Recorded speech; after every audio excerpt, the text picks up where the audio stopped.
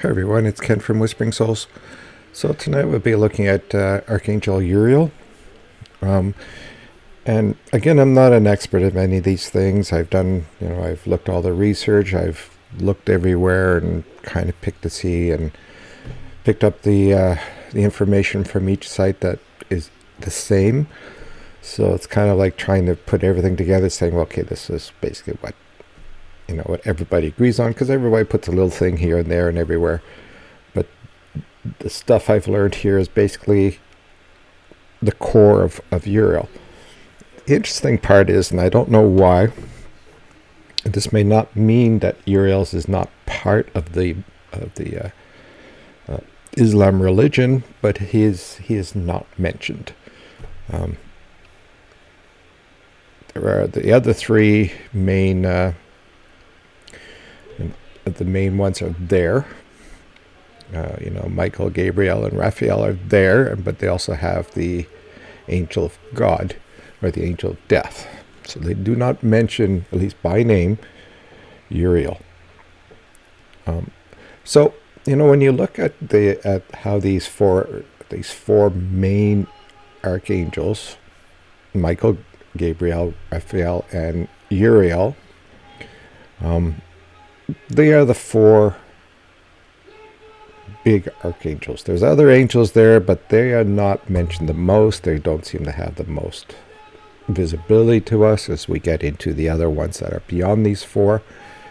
But they all have they all have their own powers, their own attributes, and it's kind of like, hey, you know what? We're the forerunners, and there's a whole bunch behind us. So Uriel basically to me is a very quiet and knowledgeable person that kind of sits in the background behind these three people. It's almost like a bit of a kindred spirit. So if you ever see four brothers together, the third one's kind of sitting behind them. That's what Uriel would be. So, his abilities basically are, he's the angel of wisdom.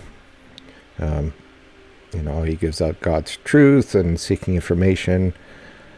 For those seeking information, solutions are even requiring wisdom. So he gives you the information. If you're looking for solutions, if you're looking for things for complex issues, he would be the one that would come to you and say, why don't you try this?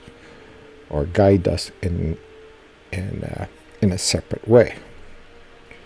And I looked up, to see if he was a main partner of healing, and it doesn't appear that he is. And again, all archangels can perform healing. There's just certain ones that are more powerful with healing than other ones, and Uriel seems to be more on the logical, more on the knowledge and stuff, and more likely to sit you down with a tea or something and say, hey, let's think about this type of thing, and I'll show you different ways of doing it. Interesting too is that though he's kind of mentioned as an archangel, he's also not mentioned in the Bible.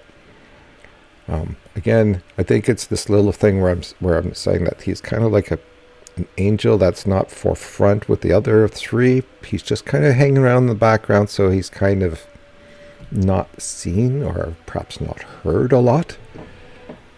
But he's just as powerful as the other three. He's just the quieter one. If you go to a party, he'd be the one sitting in the corner, not really talking to anybody, with a drink and just watching everybody. Kind of like me. And some of the stories which he has appeared on, or what the specialists have said, even though he's not mentioned in the Bible, he does have specific things that happen. I shouldn't say that. He's mentioned it in the book of Enoch, which is not the Bible. So he's not. They say he's not mentioned in the Bible because it's not a authorized book of the Bible, but he's mentioned in a lot of the side ones, like Enoch.